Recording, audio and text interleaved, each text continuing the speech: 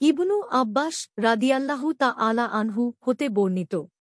তিনি বলেন, যে ব্যক্তি আল্লাহর কিতাবের শিক্ষা লাভ করল, অতঃপর এ কিতাবের মধ্যে যা আছে তা অনুসরণ করল, আল্লাহ তাআলা এ ব্যক্তিকে পৃথিবীতে পথভ্রষ্টতা হতে বাঁচিয়ে রাখবেন এবং কিয়ামত দিবসে তাকে নিকৃষ্ট হিসাবের কষ্ট হতে রক্ষা করবেন।